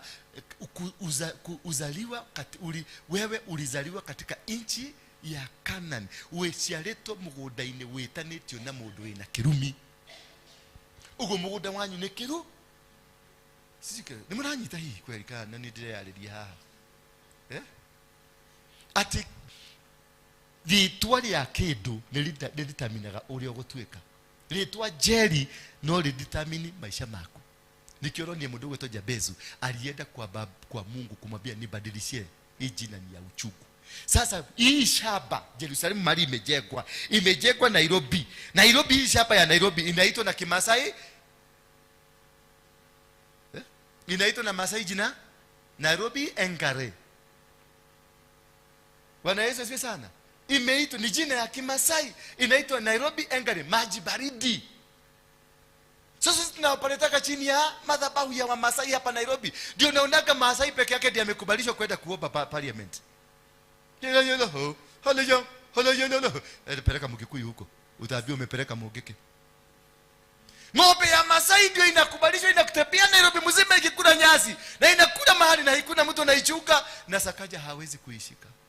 Nenda pale mpaka ya Nairobi na Kiambu, lete ng'ombe ya Kiambu, utaiputa Dagoretti. Maana madhabahu ya Wamasai inawakubalisha. Masai mwenyewe unamkuta ako nende ufugue inaitwa kwa pharmacy chemist, haina barua, utashikwa na ufugwe na vitu zako zote. Masai anatembea na dawa na kikombe barabara, na anauza na anauzia mpaka huyo mshikaji, na hakuna mtu anamuuliza, maana madhabinchi imuji ni wao. Masai anabeba panga, naweka panga na kisu hapa, wewe beba panga, ni silaha. Masai ni vitu za kitamaduni. Maana hii ardhi Nairobi inawakubalisha. Nairobi ni yao.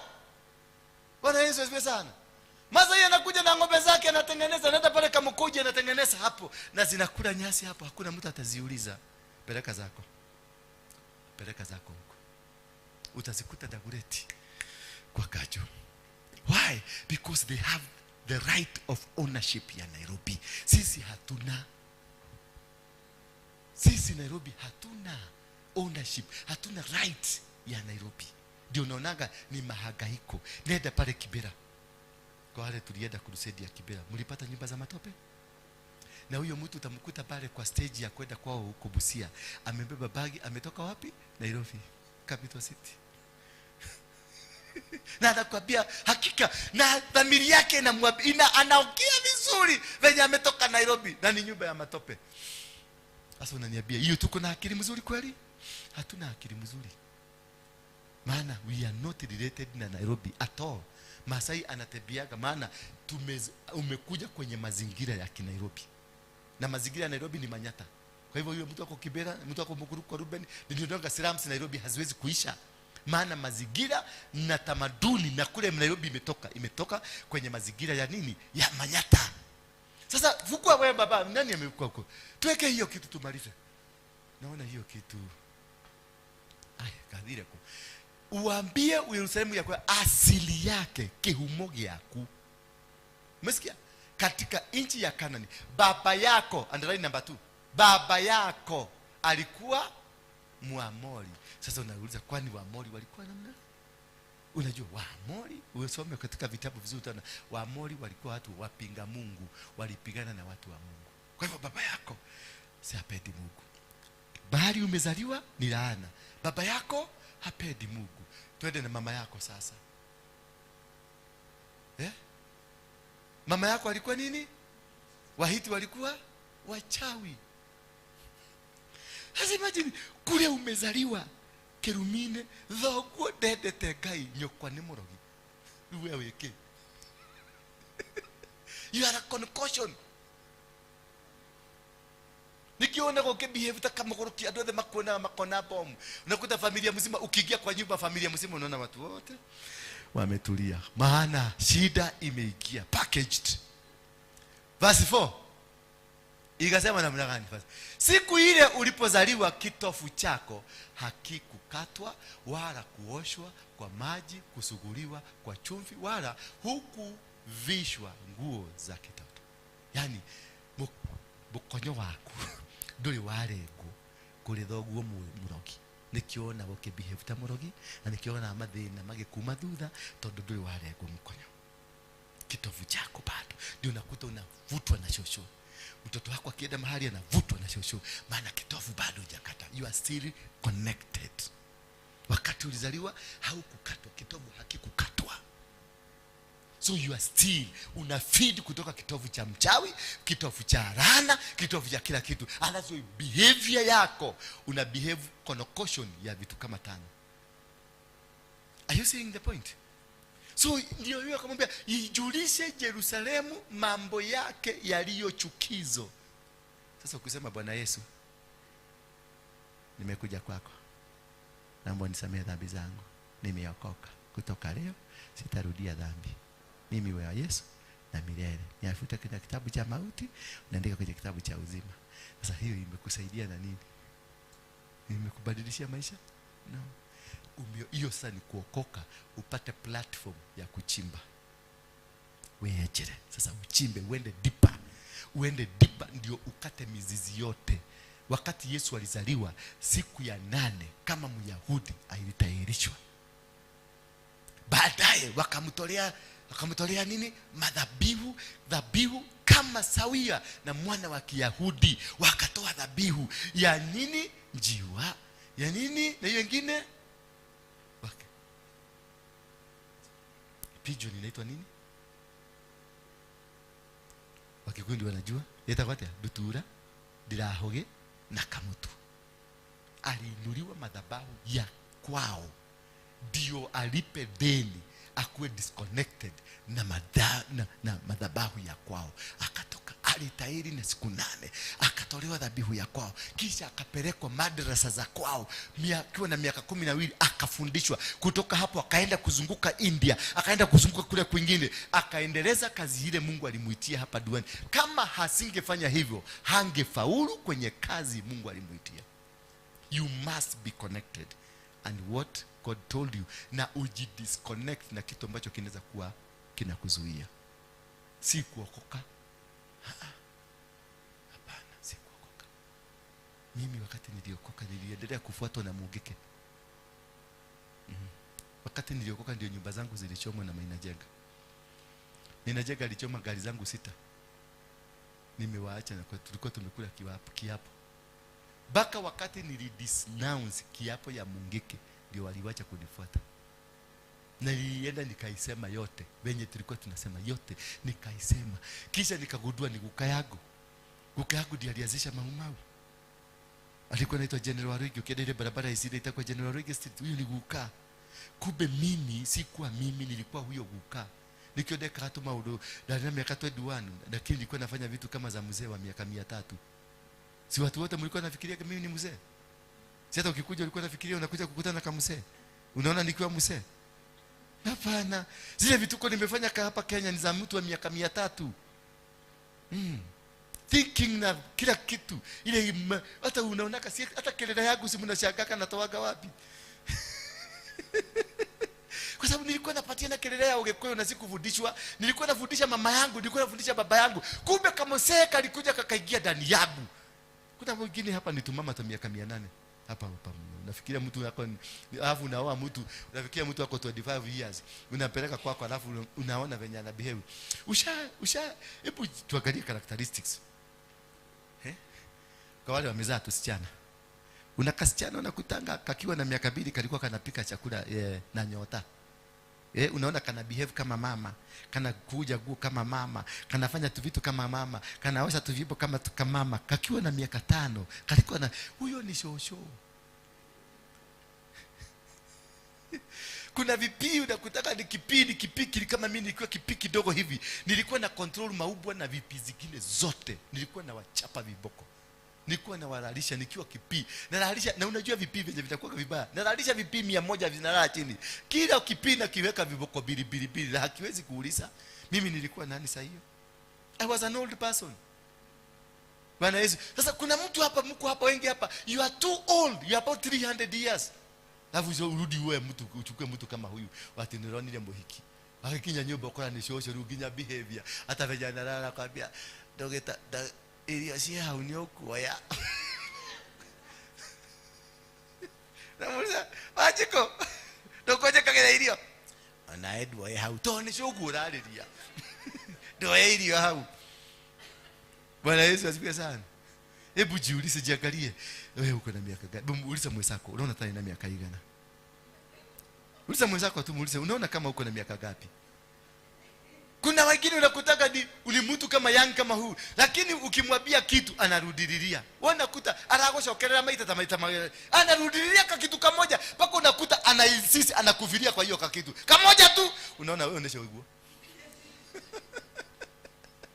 ni mkamzee kanaingia, lazima ukatoe hako kamzee. Wakati nilitoa hiyo ndio inaitwa kukombolewa. Utoe hako kamzee ukue wewe. Unakuta mtu ameoa tu jana juzi, ni kijana wa miaka 25, lakini ukimkuta amekalia kiti yake ya sitting room vile, unakuta kamekaa hivi kama kamzee kama guka. Leo tutiko yao ya kulia. Na unaona kamekodoa jicho kama shetani fulani. Kumbe ni guka, uliolewa na guka. Hapo unasema tuendelee kwa nyumba, atakotile maendeleo modo yo nako jokia joka yale. Yeye ni akile guka. Hata kile maendeleo arenda na arenda mudhibu kali raha. Ndio atigeti ukua. Bwana Yesu asifiwe sana. Ende ujiangalie, ujiulize una behave kama nani? Una behave kama msichana ama guka? Una behave kama mvulana ama guka? How you behave, it will tell you how old are you. Wako behave kata mtu wako hadi nimakwiraga, ita ekaga ta mutuo. Weji hadhari. Na mutuo ri ena akuire ena miaka 8 na ni miaka 50 umethiru. Hiyo ni miaka ke? Miaka 130. Ongerera yaku. Wena miaka imegena magana meri. Ungekaigwa yero hia na mutuo. Oya hia na mutuo. Oya na ngoro yake note ya mutuo. Na wena miaka 60. Na mutuo ni akuire na miaka 90. Nanjira ongerera ruye na miaka 90 na 60. Wona wena miaka 150. That is your age. Ushaambiwa hivyo. Ujana mtuo. Bwana Yesu asifiwe sana. Simameni kwa miguu yenu. At least leo mumeelewa. Mumeelewa kwa kitu ambacho katakusaidia. Nenda utafute utafiti. Ndio nakwambia kuja hapa. Hii yetu inakuwa kliniki. Nikusaidie uende ufanye research, ukuje tuvuje hiyo madhabahu. Noamaka madha. Dunaga madha ginyole odhiaga. Dunaga odhiaga utakashosho.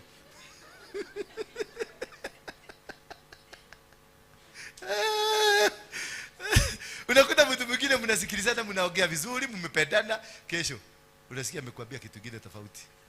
Wewe tu unanyamaza, unatulia tu, ukamenya huyo tiwe nisho wewe lalia. Sasa utashinda. Sasa usipojielewa utakuta mnakosanaka na mtu, mnakosanaka na watu for nothing. Kwa sababu huyu ni ako na miaka 300, huyu ako na miaka 400, huyu ako na miaka 500, miaka 300. Wewe tu ndio kijana hapa. Nikimugi witha ni naye. Malako naye kama mwana. Angalia juzi. Wacha nikupatie example. Wakati tulichagua uhuru akiwa young. Si ndio? Akaneka ito. Ako idhurira. Let's alipoingia bunge, alipoingia pale, aliitisha Biblia ya baba yake. Na akaitisha ile bendera baba yake alikuwa na ukosa nayo, the presidential standard. Hiyo ndio aliwekelea mkono. Kutoka hapo spirit ya baba yake ikamuingia. Much later alikuwa anaambia Ruto, huyu kijana akae kama miaka ingine. Huyu kijana na wameachana na mwaka ngapi? 1. Lakini alikuwa naona Ruto ni kijana, yeye ndio mzee. Na ndio uliona alipenda kutembea na Raila kuliko kutembea na vijana wenzake. Maana age ya baba yake, ya Kenyatta alikufa akiwa na 78 years, si ndio? Mpaka saa hii, kutoka 1978 mpaka saa hii alikufa akiwa na 80. Kutoka saa hii, kutoka 78 mpaka sasa ni miaka ngapi? 40? Hebu ogesa 80 na 47 inakuja. Saa hii kama Kenyatta angekuwa hai, angekuwa na 127 years. Kwa hivyo kama angekuwa 127 years na wewe Kenyatta Uhuru uko na miaka ngapi? 56. Ongeza 127 plus 56. Sasa Uhuru alikuwa na 170 something. Ndio maana alikuwa naona Ruto anaona kijana. Hakuwa anaona mtu wa rika yake. Wakianza walianza akiwa vijana, lakini when aliekelea Biblia ya baba yake na bendera ya baba yake, spirit ya baba ikaingia. Na kikanona na kikazeeka. Utaimagine wewe na spirit yao. Hebu angalia mwenzako, muangalie na kwa macho, uone anakaa spirit ya nani? Muangalie tu mzuri, utaona kaguka. Na wafu muangalie kama anakuaga subua. Hebu muangalie tu, uone Jerry anakuaga subua. Na ukiona mtu anakuwa subua ama anakuwa ni mtu anataka kukuirritate. Unajua wale watu wanairritate watu ni miaka imeenda sana. Ni mwili amebebeshwa ya mtoto. Wekelea sadaka hapa. Na mwambie Mungu akuondolee mwili ya mshosho na ya guka. Akupatie mwili yako.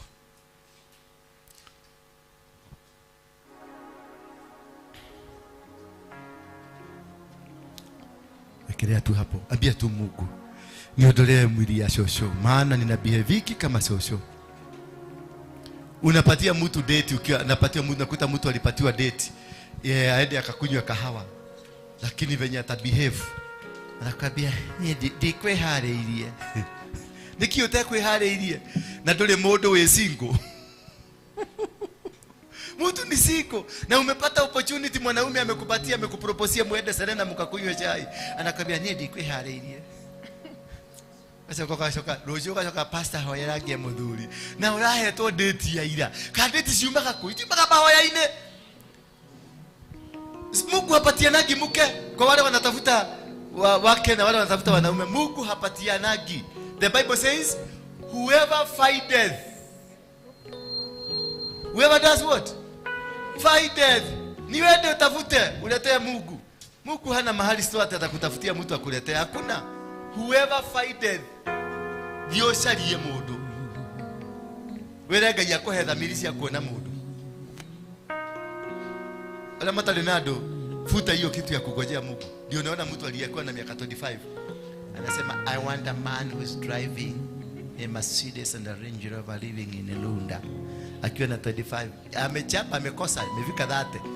Sasa anasema oh God, I need somebody who is righteous. Amekosa, ameenda 50, 35. Oh God, whoever that you want for me, I will change him. It is whoever findeth. It is not God finding for you. Na iko shiko. Tigori mwa wikaraga nyumba ate wikare hau ate Ngai akurikire kiama gutire. Ugukurira hau. Na ninyi mokire guthumbura guku. Inyuo the mwana omundu umwe. Arejo.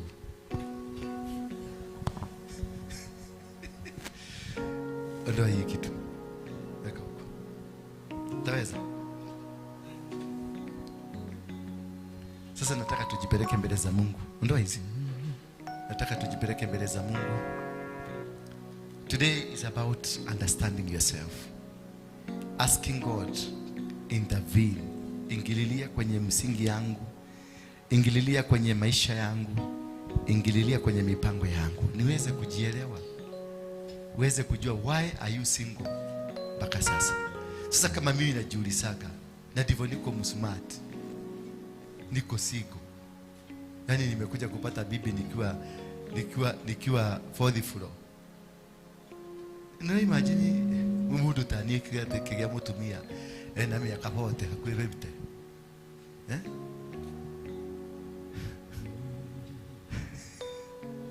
Nitivina. Because I never understood myself. The man that was in me alikuwa ananiambia you are comfortable. The guka, maana guka already alikuwa na mabibi. Kwa hivyo yule guka mwenye alikuwa ndani yangu aliniambia relax.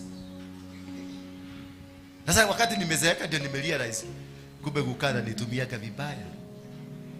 Hebu jiulize, ni nani anakutumia katika maisha yako? Ni spirit gani inakutumia?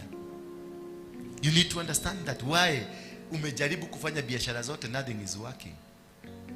Jiulize, huyo wajiko umeitwa, huyo Karaoke umeitwa, huyo mtu ambaye umeitwa jina lake mnaitanishwa, what impact ako nayo kwa maisha yako?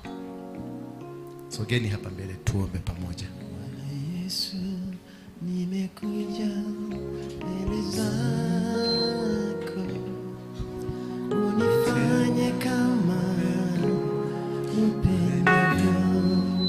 Bwana Yesu, nimekuja mbele zako, unifanye kama upendavyo. Bwana Yesu, nimekuja mbele zako, unifanye kama upendavyo. Mungu, nifanye kama ikupendavyo. Mwambie tu, ningetaka kuondoka kwenye mzigo wa nyanya yangu, ningetaka kutoka kwenye mzigo wa mama yangu, ningetaka kutoka kwenye mzigo wa jamii yangu. Funga ile mlango. Sogeni karibu kabisa.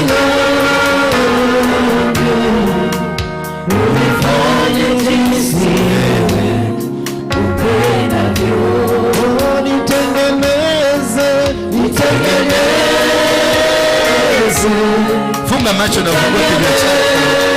Just talk to God. Mwambie God, nikwenda kuholi na nikwenda kutikido kanio na shosho, nikwenda kutikido kanio na maroho na mayamanyi marajuza, nikwenda kutikido kanio na maroho na makoleko manyi netabuda. Kava nikwenda kutikido kanio.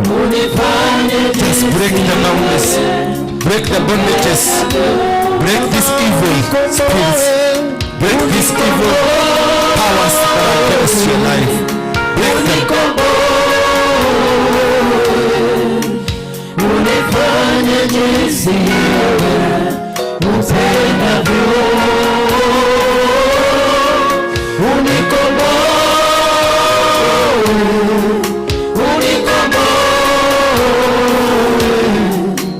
unifanye jinsi wewe upendavyo. Bwana Yesu, nimekuja mbele zako, unifanye jinsi wewe upendavyo. Bwana Yesu, nimekuja mbele zako, unifanye jinsi wewe upendavyo. Do this, huh? Ebu jiangalie uone wewe una behaving kama nani. Who is this that you behave like? Could it be your grandmother? Could it be your grandfather? Could it be atoshi watu hilo? Unafananishangwa na nani? Huyo ndio mtu nataka umutaje kwa jina yake, umung'oe kwenye maisha yako. Mwambie sasa, wakati wako kukaa ndani yangu umeisha. I want to be myself. I want to be myself. Open up your lips. Utaje huyo, muondoe. Kama ni anti yako, kama ni shosho yako, kama ni guka yako, anko yako, ama ni baba yako, hata kama ni mama yako, mng'oe sasa, mwambie ondoka. I have a body that belongs to me. I have a body that is mine. I want to exploit. I want to exploit my own body. I want to walk in my own righteous way. I want to stand in my own way. Nataka kusimama kwa njia zangu. Jinasue. Kata hiyo minyororo. Kata hiyo minyororo. Vunja covenant hizo. Vunja hiyo damu. Vunja hiyo mikataba. Vunja hizo agreement zilifanyika ndio mwili ya ule ikuja mwilini yako. Vunja hiyo hayo maneno yaliyonenwa. Hayo maneno yote walinena juu yako. Vunja. Sambaratisha kazi zao. Sambaratisha minara yao. Sambaratisha madhabahu yao. Sambaratisha kazi zao. Zivunja sasa. Break every covenant. Break every agreement. Break every authority. Break every covenant. Break every system. Vunja sasa. Jingoe. Kama ni shosho, jingoe kwake, mtaje majina yake. Mwambie sasa, I refuse, you're not going to use my body. Kama ni kumwambia I refuse, you're not going to use my body. Kama ni baba yako, sema I refuse, you're not going to use my body. Kama ni mama yako, sema I refuse, you're not going to use my body. Nedareka mwili wako ndoko utumira hike. Mwili wako yone wakwa na magogona makwa na ngai wakwa. Kwenda gutumikira ngai wakwa tutari nawe. Jeherera hote gutumikira ngai. Jeherera hote gutumikira ngai. Mwambie toka, ondoka kwenye maisha yangu. Ondoka kwenye maisha yangu. I want to serve my God. Unataka kutumikia Mungu. Tena wana kila ngai wakwa. Niye kuligana na irathimo ciakwa. Niye irathimo ciakwa ndina cio. Mwire ndina irathimo ciakwa. I have my authority. I have my blessing. Indo ciakwa ndokire nacio. Wewe ukaehera mwishini wakwa, era muturire-ini wakwa, we shushu era muturire-ini wakwa, we baba era muturire-ini wakwa, kwenda gwathikira Ngai wakwa, guikara thiini wa Ngai wakwa, kwenda kwigaira irathimo ciakwa tondu nocio ndi nacio.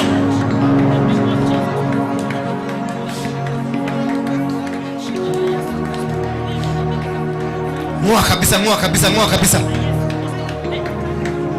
Ngoa kabisa, ngoa kabisa, ngoa kabisa. Waondoe wote.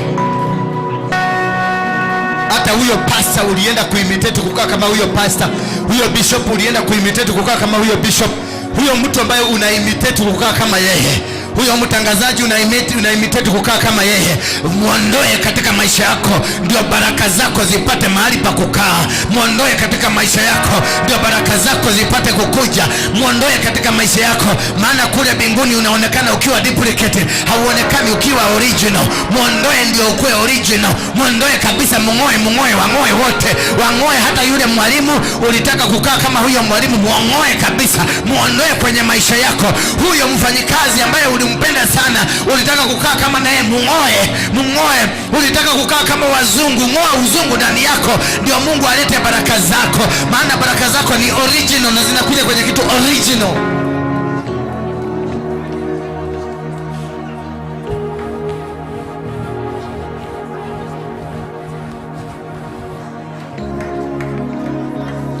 Root them out. Jeremiah 1:10. Root them out. Endelea, root them out. Wang'oe. Jeremiah 1:10. Wang'oe. Ng'oa huyo shosho. Ng'oa huyo brother yako. Ng'oa huyo guka yako. Ng'oa huyo mama yako. Ng'oa huyo uncle. Uproot them. Wang'oe wote. Wang'oe kwenye maisha yako. Madhamie meherie. Wang'oe kabisa. Destroy every altar. Maneno ambayo walizungumza juu yako, wakasema huyu nimempenda. Kuna maneno walisema, Guka alisema amekupenda. Kuna kitu Guka alikuwa nakupatianga wakati unaenda kumtembelea. Kuna kitu Kushosho alikuwa nakupatia wakati ulikuwa unampendelea. Kuna kitu mama yako alikuwa nakupatianga. Kuna kitu anko yako alikuwa nakupatianga. Kuna maneno alikuwa nakupatia ya asili. Maneno hayo yakate. Usiri huo uondoe. Hiyo maneno ya Shosho ya asili. Hizo vitu Shosho alikuwa nakuonyesha. Hiyo mwili yake alikuwa anakuambia nisugue hapa kwa mgongo. Kuna maneno alikuwa anafanya kwa mwili yako, na hiyo ndiyo alikuwa anakusambazia. Ngoa sasa. Cancel every communication, cancel every altar, cancel every power, cancel every authority, cancel every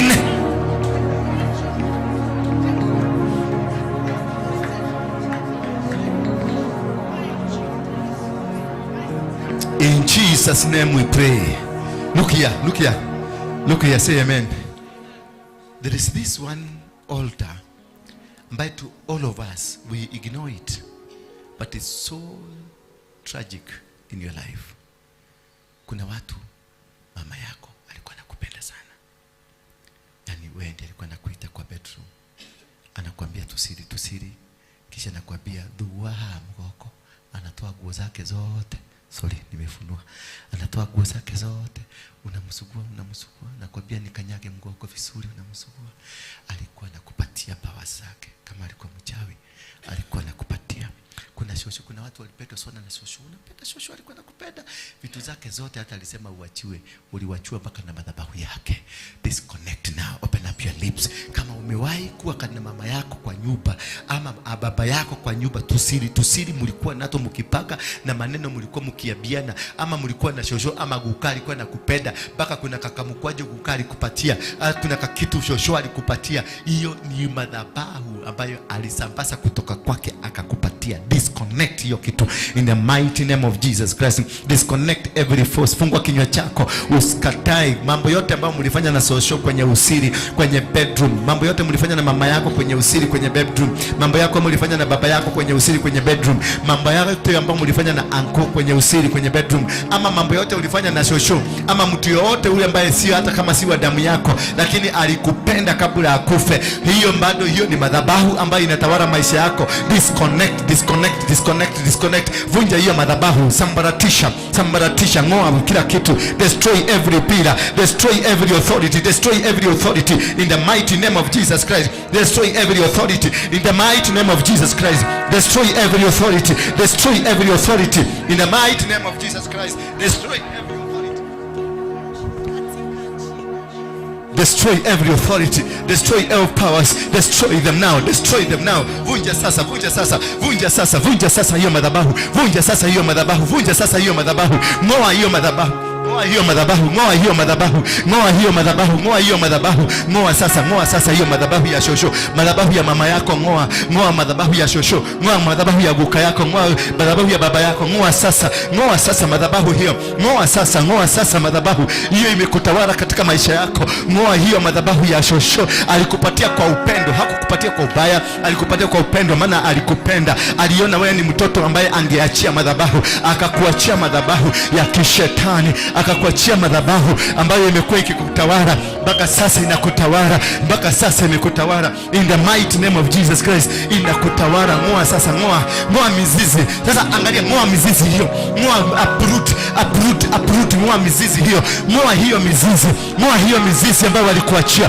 in the mighty name of Jesus Christ. Ngoa hiyo mizizi, ngoa hiyo munyamiri hiyo mako igereire iyo watigereiro magogona yo mesho watigereiro tunyamutu watigereiro atotoraga nato twashosho kanyamukago toraga nako gagwa shosho kagwa guka kanyamukago toraga nako gauga ne baba wago tigeire kanyamukago korago nako gakombe kago hodagira kaguga ate kanyamukago korago nako kaguga ne gashosho kana ne gaguka kana ne kabapa ni agotigeire keune kiatuga souvenir yake souvenir keune kigogona keune kigikuria keune kigiragia wetwaririe ukimunye munyathure ya baba wanyu munyathure ya mami wanyu ya shosho yanyu ya guka wanyu mwa hiyo sura yote mwa hiyo mipango mwa hiyo damu yake mwa hiyo kila kitu huto tuchakula alikuwa nakupatianga kikuletea tukazo utote maana ni madhabahu ilijengeka kwako mwa kila kitu vunja every axe vunja every souvenir ambayo uko nayo ambayo ni ya guka ama ni ya boyfriend ngoa kabisa maana hiyo ni madhabahu umebebeshwa hiyo kasouvenir hako kakitu liwekwa na huyo mwanaume na alienda na bado naendelea kumfikiria ondoka kwake katika jina la Yesu Kristo.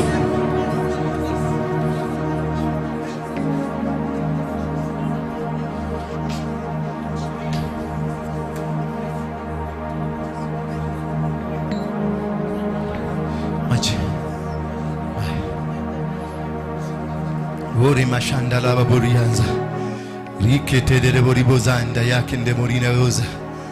Unaachiliwa sasa, hata mimi naachiliwa sasa, mtu anaachiliwa sasa. Hiyo mizimu inaondoka, hiyo mizimu inaondoka sasa, ndio imepanga kuondoka. Hiyo mizimu inaondoka. Huto vitu uliachiwa na shosho yako, huto vitu uliachiwa na mama yako, huto vitu uliachiwa na baba yako, huto vitu uliachiwa na uncle, huto vitu uliachiwa na boyfriend, tuote tunaondoka, tunakatika. Minyororo inakatika, foundations zinakatika, maroho zote zinakatika, every covenant zinaanguka, covenant zote zinaanguka katika jina la Yesu Kristo. You are being set free now, you are being set free. Walikuconnect kupitia kwa umbilical cord, walikuconnect kupitia kwa mkonyo ndio hiyo inakatwa katika jina la Yesu Kristo. Ndio hiyo inakatwa katika jina la Yesu Kristo. You are being disconnected, inakatika katika jina la Yesu Kristo. Hizo covenant na souvenirs zote ambazo ulipatiwa ukaambiwa hizi kanyamugaka tedukana te kanyamugaka nikigogona keunde kigogona gekirirwa thiini waku kanyamuka unigatirikana thiini wa ritwa ria Yesu Kristo inaikata in the mighty name of Jesus na maikata rimaikandarabaisuria ndangekene muzika riakandarababuzianda riaishenderebuzaya riketerere zeka ya muzikete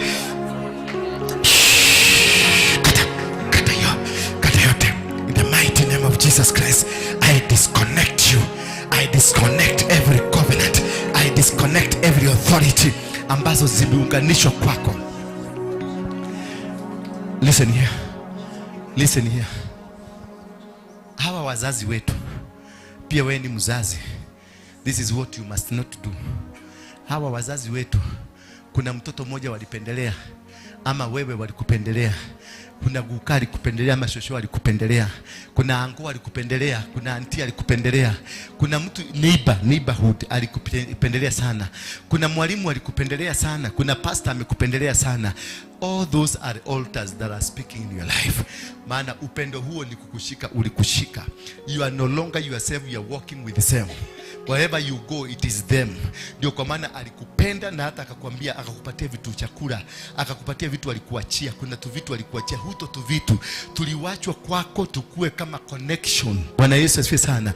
Kama unajua uko na kahandi kachivu, uko na kakitu uliwachua na guka na shosho na mama yako na mtu, ka disconnect, kakate sasa, kata katika ulimwengu wa kiroho, kata katika ulimwengu wa kiroho, kata vunja, disconnect yourself with those authorities. Maana those are the things that are linking you with the spirit yake. Those are the things that are linking you with the spirit yake. Disconnect now. Vunja kila altar, vunja kila altar, vunja kila mipango, vunja kila nira, vunja kila mipango zote zikaanguke katika jina la Yesu Kristo. Vunja,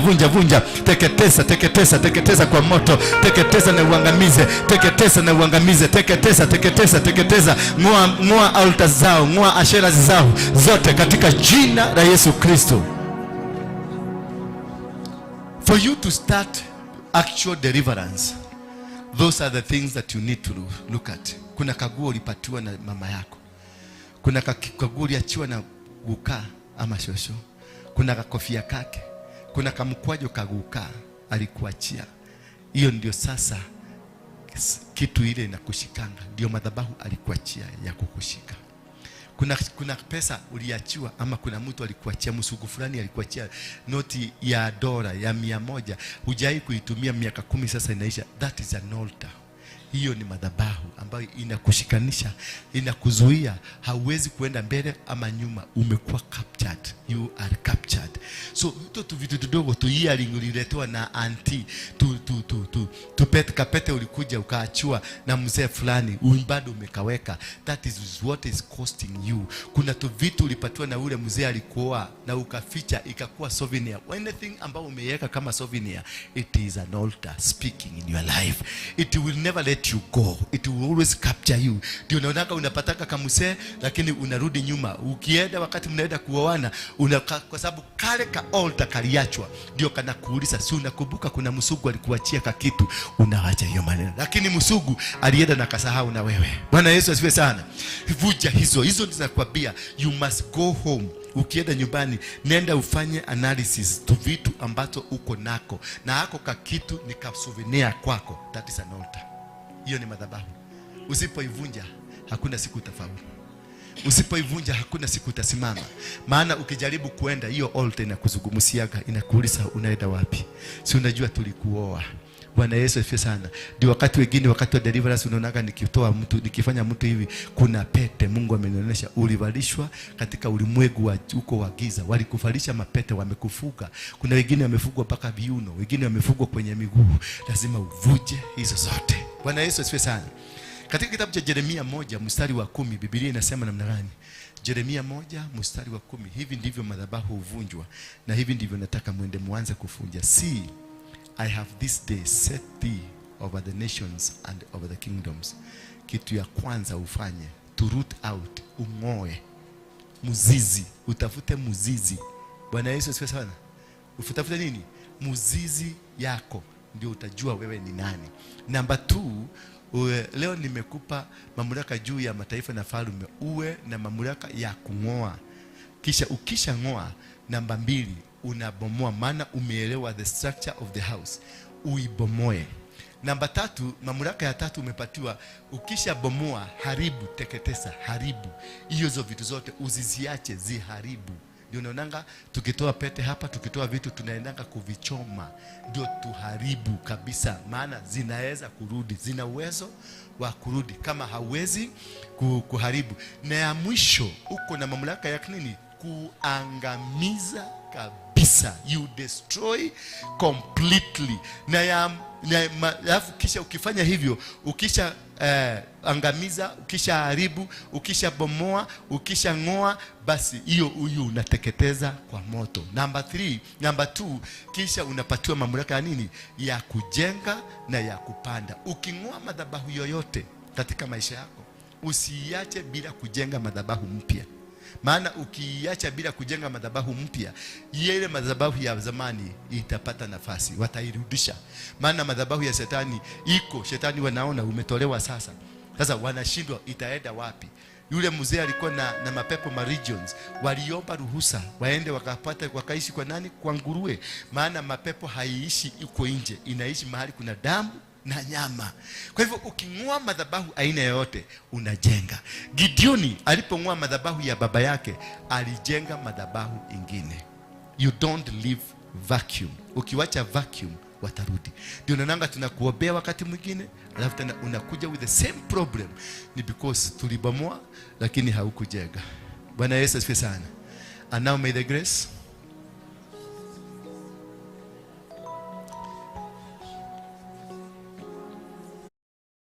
lives.